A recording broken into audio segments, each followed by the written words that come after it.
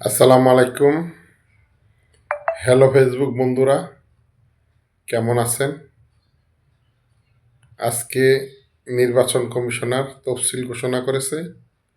এই তফসিলকে স্বাগতম জানিয়েছেন বিভিন্ন রাজনৈতিক দল।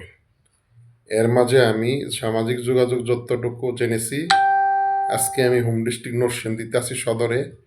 এখানে নরসিংদী সদরে একাধিক আনন্দ মিছিল হয়েছে। যেমন আমি রিসিভ করেছি, নরসিংদী শহর বিএনপি একটি আনন্দ মিছিল করেছে। এর পাশাপাশি কাঠালিয়া ইউনিয়ন, নোরালাপুর ইউনিয়ন, আলোকবালি ইউনিয়ন, তারপর আমি দেখেছি হাজিপুর ইউনিয়ন, বিভিন্ন ইউনিয়নে আনন্দ মিছিল করেছে। এর পাশাপাশি রায়পুরাতে আমি একটি আনন্দ মিছিল দেখেছি।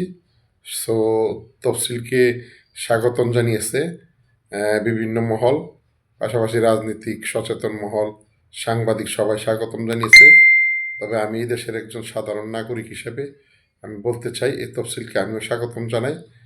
সঠিক সময় যেন একটি অবাধ সুস্থ নির্বাচন হয়, আমি এই দাবি করছি। এবং নির্বাচন যেন কোনো প্রশ্নবিদ্ধ না হয়, এই নিরপেক্ষ নির্বাচন যাতে হয়।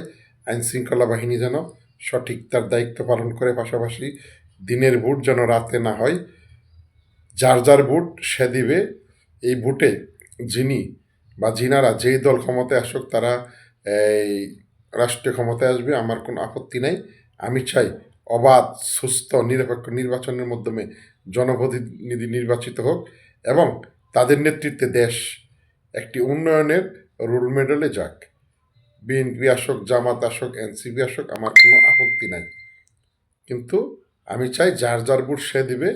ভোটের মাধ্যমে যিনারা জনপ্রতিনিধি হয় এবং সংখ্যাগরিষ্ঠিত আসন পায়, তারাই যেন রাষ্ট্র পরিচালনা করেন এবং দেশে যেন শান্তি বয়ে আনে, আইন শৃঙ্খলা ভালো হয়, দেশের দ্রব্যমূল্য নিয়ন্ত্রণে থাকে, পাশাপাশি দেশের জন্য একটি উন্নত সমৃদ্ধ হয়, যোগাযোগ ব্যবস্থা ভালো হয়।